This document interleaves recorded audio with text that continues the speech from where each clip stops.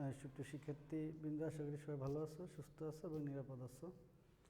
আমি আজকে তোমাদের যারা তোমরা বিবিএ থার্ড ইয়ার আছো তাদের জন্য আমি আজকে অ্যাকাউন্টিং ফর লিজ সম্পর্কে একটু আলোচনা করব। আসলে এই বিষয়গুলো তোমরা অনেকেই বিভিন্নভাবে পড়ে থাকতে পারো, তারপর আমি চেষ্টা করি তোমাদের সাথে একটু কিছু বিষয় শেয়ার করতে। তো আমরা যখনই যে কোনো বিষয় নিয়ে আলোচনা করি আমার ভিডিওগুলো একটু বড় হয়ে যায়। তো তোমরা, কারণ আমি চেষ্টা করি যে ডিটেলস বিষয়টা নিয়ে আলোচনা করতে, যাতে অনেকেরই সুবিধা হয়। করোনাকালীন সময়ে তোমরা অনেকেই বাসায় আছো, সেই জন্য যদি একটু ডিটেলস আমি আলোচনা করি তাহলে তোমাদের জন্য বুঝতে সহজ হয়। অনেক সময় শর্টকাট যদি আমি পড়াই বা আমি শর্টকাট আলোচনা করি, সেক্ষেত্রে আমার ভিডিওটা ছোটো হবে, কিন্তু তোমরা অনেকটা ক্লিয়ারলি বুঝতে পারবে না। তো চেষ্টা করবা যে যাই আমি আলোচনা করি না কেন মনোযোগ সহকারে দেখতে, তাহলে তুমি তোমার অঙ্কটা করতে গেলে তুমি উপকৃত হবা। কেমন? এর আগে আমি তোমাদের জন্য সিপিবি অ্যানালাইসিস করেছি 4টা পার্ট, তো আশা করি তোমরা দেখেছো।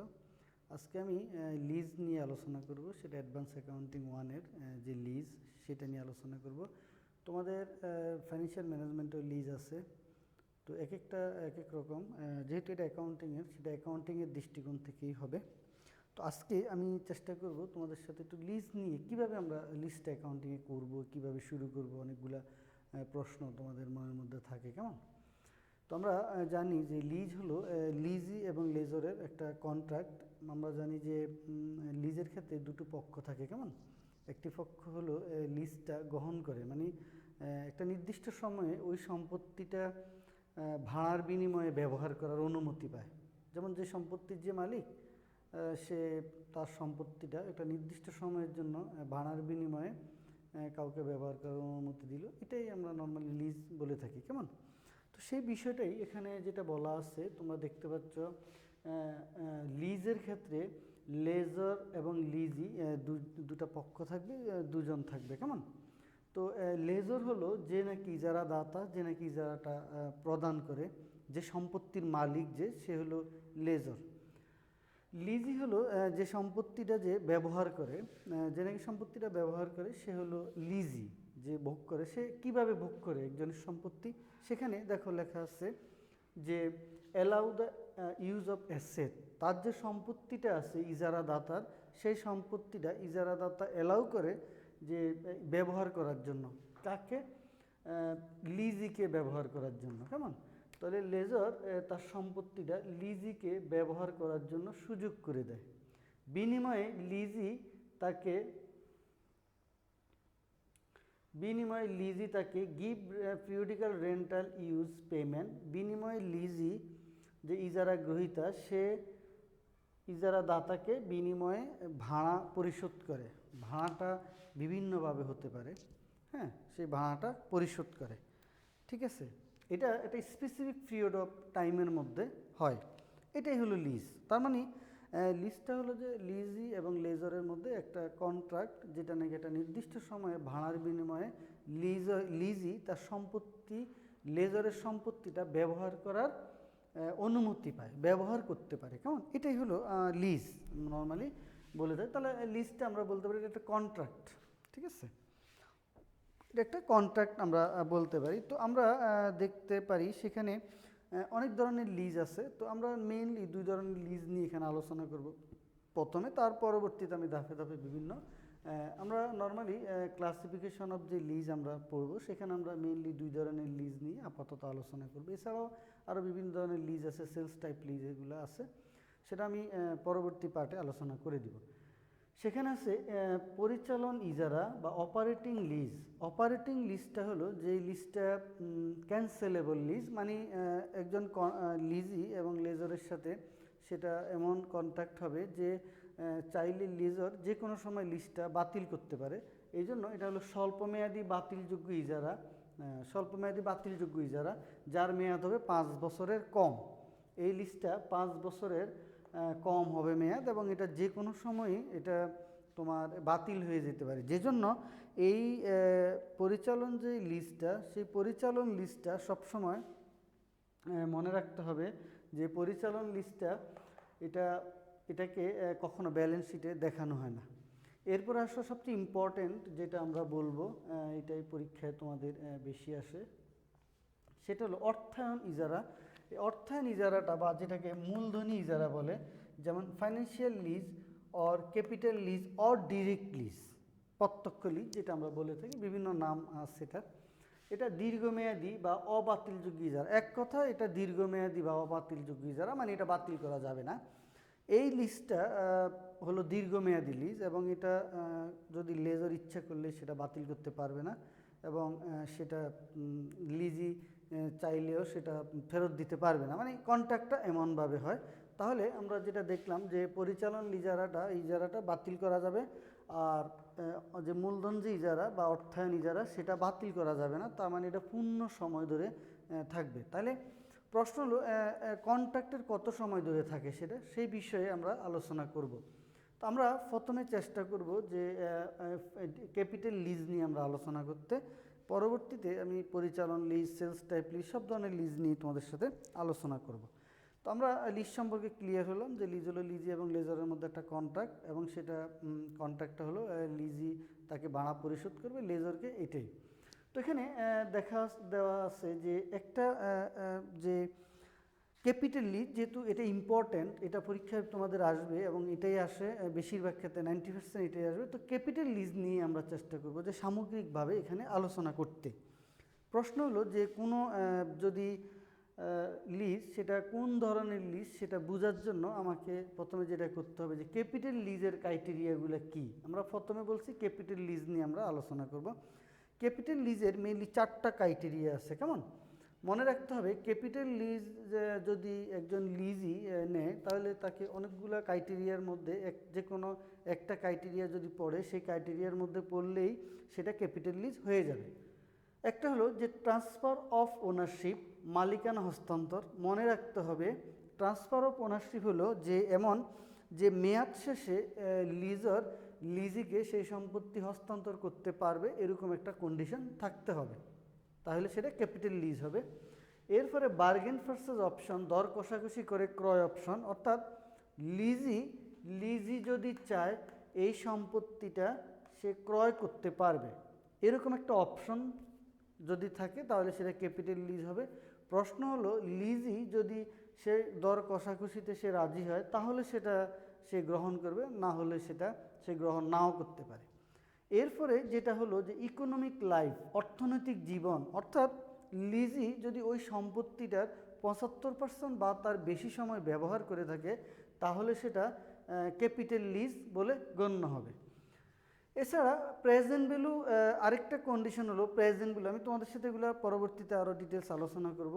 প্রেজেন্ট ভ্যালু বা বর্তমান মূল্য যদি 90% বা তার বেশি হয় ফেয়ার ভ্যালু থেকে, তাহলে সেটা ক্যাপিটাল লিজ। আমি পরবর্তীতে আসবো সেখানে আলোচনা করতে।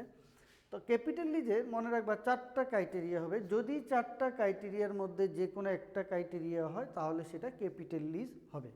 তো প্রশ্নের মধ্যে আমাদের আরও অনেকগুলো বিষয় আছে, আমি এটা শোনার চেষ্টা করব তোমাদের সাথে এই বিষয়গুলো নিয়ে আলোচনা করতে, পরবর্তীতে আমি তোমাদের সাথে ম্যাথ করব। তো এখানে এই হলো কথা যে লিজ এবং লিজি এবং লেজারের মধ্যে একটা কন্ট্রাক্ট, এবং সেটা 2 ধরনের লিজ, এবং সেটা ক্যাপিটাল লিজের জন্য 4টা কন্ডিশন থাকবে। সেটা হলো একটা হলো ট্রান্সফার অফ ওনারশিপ, একটা হলো বার্গেন ভার্সেস অপশন, একটা ইকোনমিক লাইফ, একটা হলো প্রেজেন্ট ভ্যালু অফ। অর্থাৎ মূলত অর্থায়ন ইজারা বা যেটাকে আমরা মূলধনী ইজারা বলি, এটা আসলে কি? এটা হলো হতে পারে জমি, হতে পারে দালান কোঠা, হতে পারে কোনো শিল্প স্থাপনা, এমন বৃহৎ যেই সম্পত্তি, সেই সম্পত্তিগুলারই মূলত তোমার মূলধনী ইজারা হয়ে থাকে, কেমন? তাহলে আমরা এই 4টা অপশন এখানে পড়লাম। এর পরবর্তীতে আমরা যে বিষয়টা নিয়ে আলোচনা করব সেটা হলো যে আমরা দেখব যে এই ইজারার উৎসগুলো কি, কেমন, কিভাবে এই ইজারার উৎসগুলো আসে, সেই বিষয়টা নিয়ে আমরা কিভাবে ইজারার অর্থায়ন হয়, কেমন। মনে রাখতে হবে যে ইজারার অর্থায়নটা কয়েকভাবেই হতে পারে, তার মধ্যে source of fund of lease, বা আমরা যেটাকে বলি ইজারার উৎস, কেমন, ইজারার উৎস। মানে ইজারার উৎস হলো যে আমরা সেটাকে বলবো ইজারার অর্থায়নের উৎস, কেমন, এক নম্বরে হলো ব্যাংক, ব্যাংক হতে পারে। 2 নম্বরে হতে পারে যে ফাইন্যান্সিয়াল যে সার্ভিস আছে, ফাইন্যান্সিয়াল সার্ভিস হতে পারে, কেমন, ফাইন্যান্সিয়াল সার্ভিস কোম্পানি হতে পারে। অর্থাৎ এই বিষয়টা হলো লিজ, একজন লিজই যে লিজ নিবে তার কাছে পর্যাপ্ত অর্থ নাও থাকতে পারে। এই জন্য কী করে, তারা যে লিজিং কোম্পানিগুলো আছে বা ব্যাংক আছে, তারা এখানে তৃতীয় পক্ষ হিসাবে এসে ওই লিজিকে তারা অর্থায়ন করে, সেই লিজি ওই অর্থ দিয়ে লিজি কী করে, লিজটা গ্রহণ করে। এটা হলো, এরকম আরও আছে, যেমন ইন্স্যুরেন্স থাকতে পারে, এখানে থাকতে পারে ইন্স্যুরেন্স থাকতে পারে, কেমন, এইগুলা হলো ইজারা অর্থায়নের উৎস থাকতে পারে। এবার আমরা দেখব যে আরেকটা গুরুত্বপূর্ণ বিষয়, সেটা হলো যে আমরা যখন ক্যাপিটাল লিজ করব, সেই ক্যাপিটাল লিজের ক্ষেত্রে আমাদের কতগুলো গুরুত্বপূর্ণ বিষয় আমাদের এখানে থাকতে পারে। সেটা হলো যে আমরা কিভাবে এই ক্যাপিটাল লিজের যে অঙ্কটা সেটা আমরা করব। আমাদের অঙ্কগুলো করতে হলে আমাদের কয়েকটা পর্যায় আছে, সেই পর্যায় নিয়ে আমি আলোচনা করব। এক নম্বরে হলো যে আমাদের অঙ্কগুলো করতে গেলে প্রথমে আছে একটা হলো রেসিডুয়াল ভ্যালু আছে, রেসিডুয়াল ভ্যালু, সেটা 2 ধরনের রেসিডুয়াল ভ্যালু আছে, কেমন, একটা হলো রেসিডুয়াল ভ্যালু, একটা হলো guaranteed residual value,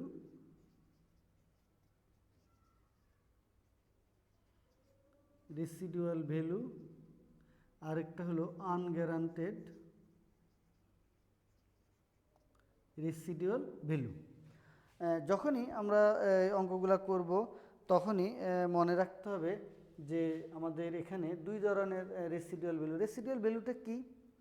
residual value হলো যে যদি লেজর বলে, অর্থাৎ একটা নির্দিষ্ট সময় পরে যদি সম্পত্তিটার যে মূল্য থাকবে সেটা হলো গ্যারান্টেড সেটা হলো রেসিডুয়াল ভ্যালু। অর্থাৎ একটা সম্পদ যদি সেটা 15 বছর মেয়াদ থাকে, সেই 15 বছর পরে যদি এই সম্পত্তিটা 1 লক্ষ টাকা মূল্য হয়, এটাই হলো রেসিডুয়াল ভ্যালু, কেমন।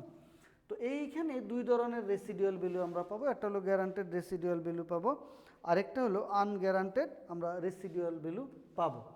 গ্যারান্টেড রেসিডুয়াল ভ্যালুটা হলো যদি লিজি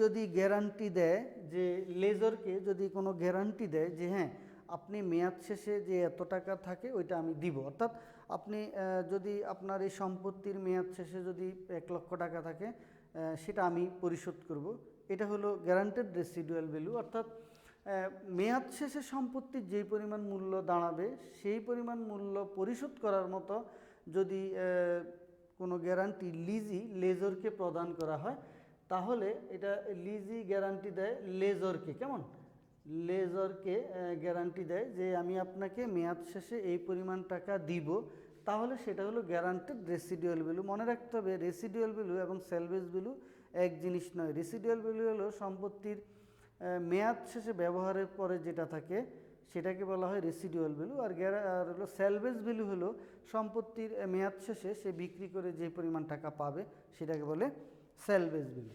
আনগ্যারান্টেড রেসিডুয়াল ভ্যালু হলো লিজি যদি গ্যারান্টি না দেয়, কাকে, লেজরকে, লিজি যদি লেজরকে গ্যারান্টি না দেয় তাহলে সেটা হবে কি, আনগ্যারান্টেড রেসিডুয়াল ভ্যালু, মনে থাকবে। আচ্ছা, এরপরে আমরা যখন অঙ্কটা করতে যাব তাহলে আমরা আরও কিছু গুরুত্বপূর্ণ বিষয় পাবো, সেটা হলো এটা যে ইনক্রিমেন্টাল বোরোয়িং রেট, কেমন, অ্যান্ড লেজর ইমপ্লিসিট রেট।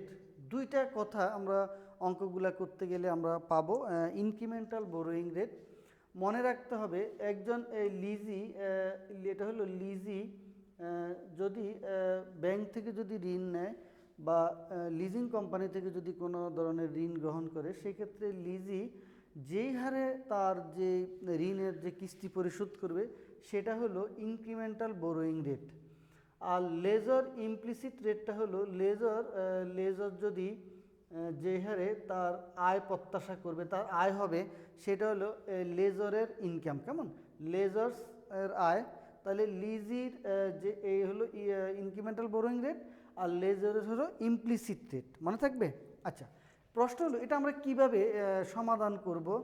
যদি বলা থাকে অঙ্কের মধ্যে দুটো রেটই দেওয়া থাকে, তাহলে যেটা ছোট আমরা সেটা গ্রহণ করব। মনে রাখতে হবে,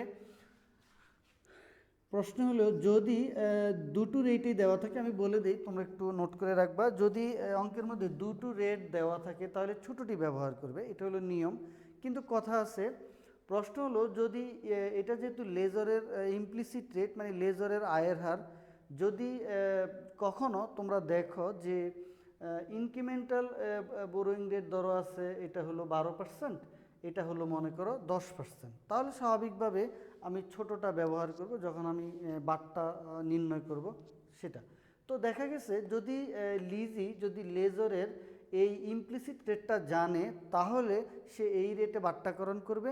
আর যদি দুটাই অঙ্কের মধ্যে দেওয়া থাকে, তাহলে যদি এই ইমপ্লিসিট রেট সম্পর্কে না জানে তাহলে সেটা হিসাবে আসবে না। মনে থাকবে? অর্থাৎ লিজি এবং লেজারের দুইটা রেট থাকবে। যদি অঙ্কে দুইটা রেটই দেওয়া থাকে, যদি লিজি তার এই রেট সম্পর্কে জানে তাহলে সেটা এই রেটে বাট্টাকরণ করবে।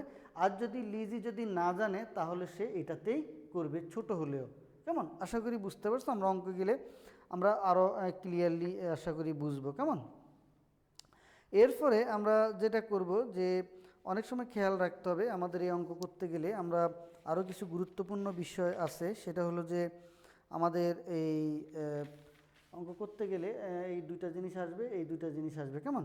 আরেকটা হলো যে এই গ্যারান্টেড রেসিডুয়াল ভ্যালুটা যখন আমরা অঙ্ক করব তখন আমরা কিভাবে এই জিনিসটাকে আমরা সমাধান করব।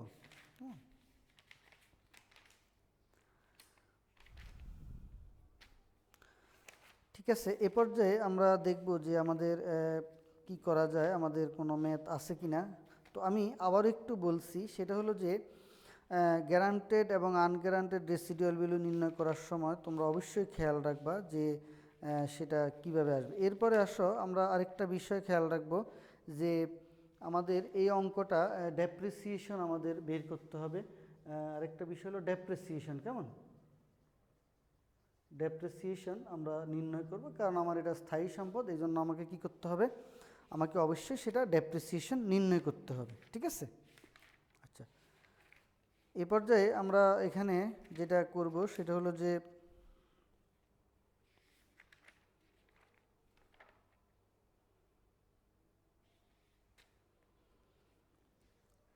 আমরা এই বিষয়গুলো নিয়ে ছোট একটি ম্যাথ করার চেষ্টা করব। আমি তোমাদের সাথে শেয়ার করব শুধু ম্যাথটা, তো তারপরে আমরা দেখব। এবার আমরা যেটা করব সেটা হলো কিভাবে আমরা এই যে চারটা আমাদের অঙ্কের মধ্যে মনে রাখতে হবে, দুটো বিষয় অবশ্যই খেয়াল রাখতে হবে। সেটা হলো যে আমরা যে কাজটা করব সেটা হলো আমরা দুটো ইম্পর্টেন্ট জিনিস আমাদের অঙ্কের মধ্যে আছে। একটা বিষয় হলো যে আমাদের যে প্রেজেন্ট ভ্যালু 75% ব্যবহার, এবং আরেকটা হলো 90%। এটা আমরা কিভাবে করব সেই বিষয়টাই আমি তোমাদেরকে দেখাবো।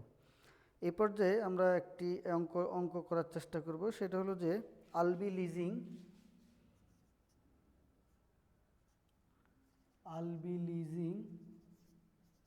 Company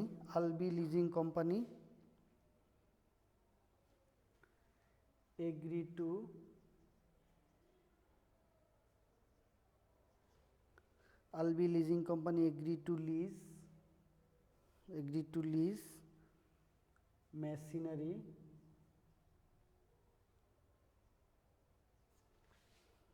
to lease machinery to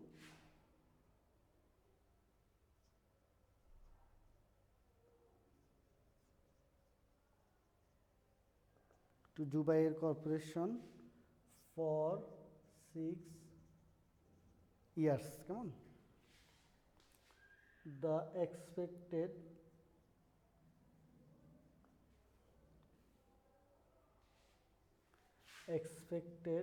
non-guaranteed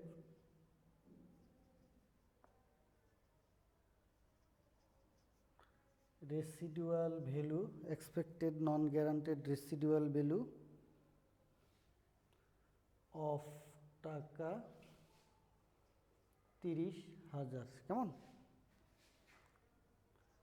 the lease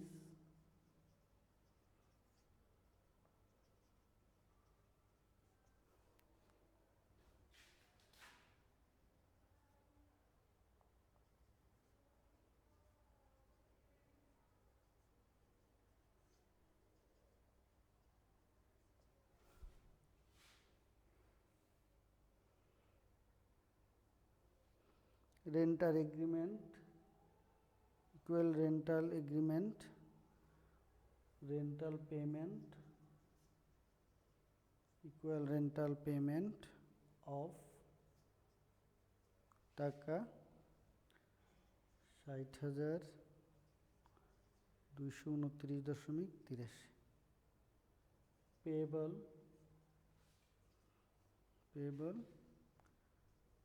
at the end of the year। কেমন? আচ্ছা, the lease incremental borrowing rate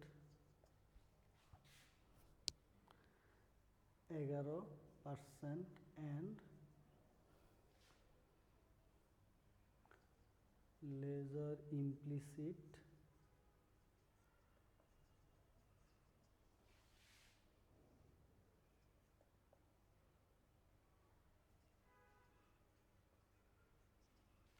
non to lease। কেমন প্রিয় শিক্ষার্থী, আমরা এখানে একটা ম্যাথ তুললাম। আমি মূলত তোমাদেরকে যে জিনিসটা এখন শিখাতে চাচ্ছি সেটা হলো যে আমাদের কিভাবে আমরা এখানে দুটো বিষয় আছে, আমরা প্রেজেন্ট আমি মূলত তোমাদেরকে যেটা শিখাতে চাচ্ছি সেটা হলো নন গ্যারান্টেড রেসিডুয়াল ভ্যালু, আমরা এখানে এটা শিখব। আরেকটা হলো এই যে ইনক্রিমেন্টাল বোরোয়িং রেট, এখানে দুটো দেওয়া আছে এই, এবং নন টু লিজ। দেখো এখানে ইনক্রিমেন্টাল বোরোয়িং রেট আছে 11%, লেজার ইমপ্লিসিট রেট 12%। কেমন? তো প্রশ্ন হলো যে এখানে যদি আমাদের যেটা দেওয়া আছে সেটা হলো দুইটা, তো নিয়ম হলো যে দুটার মধ্যে যেটা ছোট আমরা সেটা গ্রহণ করব। এখানে দেখো 11% আছে, তো আমরা 11%টাই গ্রহণ করব। তো আমাদের যে কাজটা করতে হবে সেটা হলো যে প্রেজেন্ট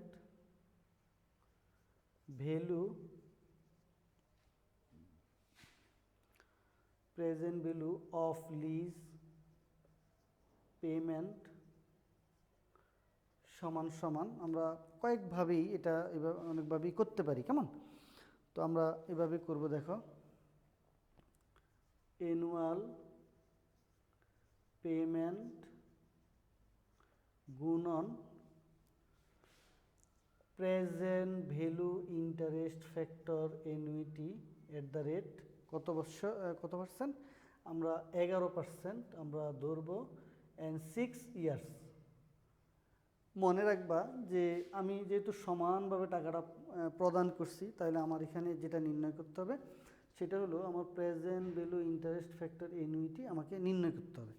তো প্রেজেন্ট ভ্যালু অ্যানুইটি নির্ণয় করতে হলে আমাদের এখানে যেটা করতে হবে সেটা হলো 60,229.83 গুণন, মনে রাখবা যদি কখনো অঙ্কের মধ্যে প্রয়োজন হয় প্রেজেন্ট ভ্যালু অ্যানুইটি, এটার সূত্র হলো এই যে এটা 1 - 1 + i/n/i। কেমন? আমরা এভাবেও জিনিসটা বের করে ফেলতে পারি। তোমরা দেখো আমি বের করি।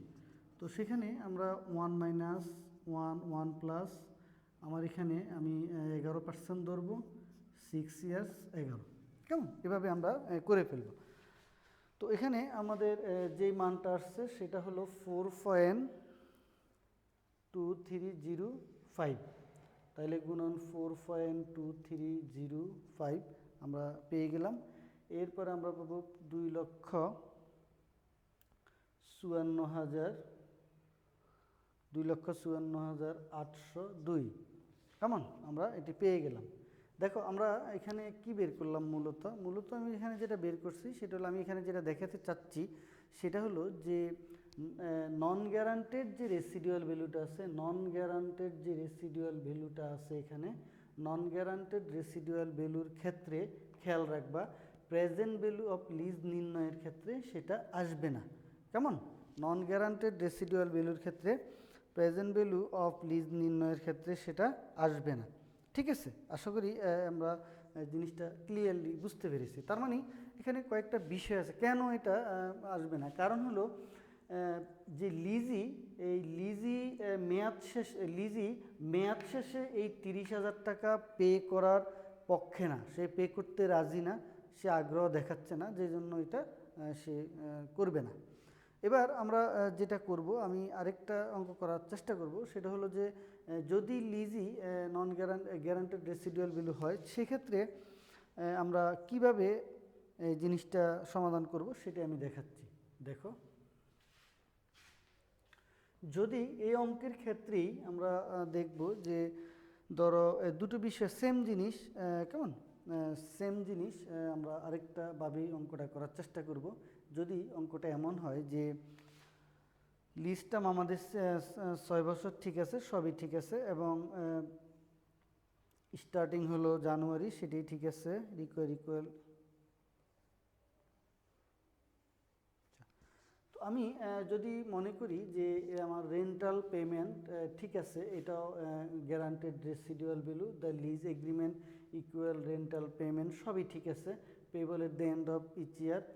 লিজ এগ্রিমেন্ট বোরোয়িং রেট হলো, মনে করো সাপোজ ধরো তুমি এটা 11% আর এটা হলো মনে করো 12%, এটাও ঠিক আছে। হ্যাঁ, তাহলে আমি কি করব? যদি এটা গ্যারান্টেড রেসিডুয়াল ভ্যালু হয়, গ্যারান্টেড রেসিডুয়াল ভ্যালুর মানে হলো যে এটা বিষয়টা এমন যে লিজি মেয়াদ শেষে লেজরকে এই টাকাটা পরিশোধ করবে। তাহলে লিজি যখন নাকি তার যে ইকুয়াল পেমেন্ট করবে, সেই পেমেন্টটার প্রেজেন্ট ভ্যালু যখন নির্ণয় করবে, সে এটারও প্রেজেন্ট ভ্যালু নির্ণয় করবে। তো সেক্ষেত্রে আমরা কিভাবে করব দেখো, আমরা আরেকটু এটাকে শর্টকাট করে লিখি, সেটা হলো লিজ পেমেন্ট গুণন present value interest factor annuity, এটা হলো 6 ইয়ার্স আর হলো 11%, কেমন, প্লাস, হ্যাঁ, প্লাস হলো আমরা এটাকে এইভাবেই লিখতে পারি, সেটা হলো যে প্লাস গ্যারান্টেড রেসিডুয়াল ভ্যালু গুণন প্রেজেন্ট ভ্যালু ইন্টারেস্ট ফ্যাক্টর 6 এবং 11%। দেখো দুইটা বিষয় আছে এখানে, একটা হলো present value interest factor annuity, আর একটা হলো গ্যারান্টেড রেসিডুয়াল ভ্যালুর ক্ষেত্রে প্রেজেন্ট ভ্যালু ইন্টারেস্ট ফ্যাক্টর। এটা একবারই হবে, যে জন্য নর্মাল প্রেজেন্ট ভ্যালু হবে। আমরা এটা আমাদের এখানে আগে দেওয়া আছে, সেটা হলো আমার এখানে ধরো 60,229.83 গুণন 4.2305 প্লাস গ্যারান্টেড রেসিডুয়াল ভ্যালু হলো 30,000 গুণন, এটা আমি বের করে নিব। মনে রাখবা প্রেজেন্ট ভ্যালু এনুইটির ক্ষেত্রে আমরা এই সূত্রটা ব্যবহার করব, আর নর্মাল যখন প্রেজেন্ট ভ্যালু ইন্টারেস্ট ফ্যাক্টর হবে তখন আমরা এই সূত্রটা ব্যবহার করব, 1 + IN। তাহলে আমার এখানে 1 প্লাস আমার এখানে আছে 11%, সেটা হলো 6 ইয়ার্স। তাহলে আমরা সেটা কত আসে সেটা বের করে ফেলি, কেমন।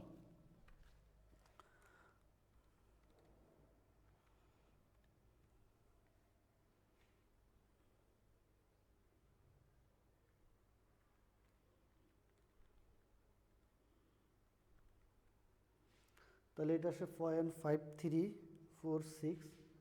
তো এখানে আমরা 0.5346, কেমন।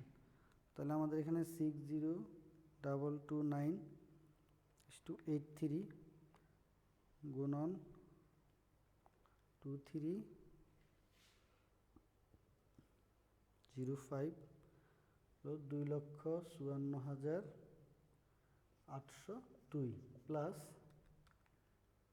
30,000 16,038।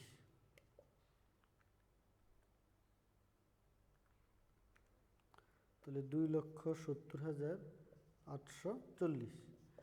প্রিয় শিক্ষার্থী, আমরা যে জিনিসটা এখানে বুঝতে পারলাম সেটা হলো যে আমরা প্রথমে যেটা আলোচনা করলাম সেটা হলো লিজ সম্পর্কে আমরা আলোচনা করলাম। এরপর আমরা যে জিনিসটা দেখলাম লিজি এবং লেজরের যে বিষয়টা, তারপর আমরা ক্যাপিটাল লিজ সম্পর্কে আলোচনা করলাম। ক্যাপিটাল লিজের আমরা যেই বিষয়গুলো নিয়ে আলোচনা করতে ছিলাম সেটা হলো যে গ্যারান্টেড রেসিডুয়াল ভ্যালু এবং নন গ্যারান্টেড রেসিডুয়াল ভ্যালু এবং ইনক্রিমেন্টাল বোরোয়িং রেট। মনে রাখতে হবে যে ইনক্রিমেন্টাল বোরোয়িং রেট এবং আর ইমপ্লিসিট রেট এই দুটার মধ্যে যেটা ছোট সেটা ব্যবহার হবে। তারপরেও যদি লিজি যদি জানতে পারে যে তার লেজরের রেট জানলেও তারটাই ব্যবহার হবে, কারণ সে তারটা ছোট। লিজির ইনক্রিমেন্টাল বোরোয়িং রেটটা হলো মূলত লিজি যে রেন্টাল পেমেন্টটা পরিশোধ করবে সেই টাকাগুলোর আজকের মূল্য কত। তো আমি তোমাদেরকে পরবর্তীতে আরেকটা অঙ্কের মাধ্যমে জিনিসটা বুঝিয়ে দিব। তো আমরা এখন যে জিনিসটা এই অঙ্কের মাধ্যমে বুঝলাম, আমরা ইনক্রিমেন্টাল বোরোয়িং রেট এবং লেজার ইমপ্লিসিট রেট সম্পর্কে আমরা আইডিয়া নিলাম। এরপরে আমরা আগের যে অঙ্কটা করেছিলাম সেখানে আনগ্যারান্টেড রেসিডুয়াল ভ্যালু যদি হয় তাহলে প্রেজেন্ট ভ্যালু লিজ পেমেন্টে সেটা আসবে না। যদি গ্যারান্টেড রেসিডুয়াল ভ্যালু হয় তাহলে সেটা আসবে। কেন আসবে? এর মূল কারণ হলো যে গ্যারান্টেড রেসিডুয়াল ভ্যালুর ক্ষেত্রে লিজি মেয়াদ শেষে লিজি এই টাকাটা তো অবশ্যই লেজরকেই প্রদান করবে। তাহলে যদি গ্যারান্টি দেয় তাহলে লিজি এই টাকাটাও লিজরকে প্রদান করবে যদি গ্যারান্টি দেয়। সেই জন্য এটা লিজ পেমেন্টের ক্ষেত্রে এটা আসবে। আশা করি তোমরা জিনিসটা ক্লিয়ার বুঝেছো, এবং আমি পরবর্তী যেই সেশনটা দিব তোমরা সেটাও দেখবা। আশা করি তোমরা উপকৃত হবে। সবাই ভালো থাকবা, সুস্থ থাকবে, নিরাপদ থাকবা। সবাইকে ধন্যবাদ।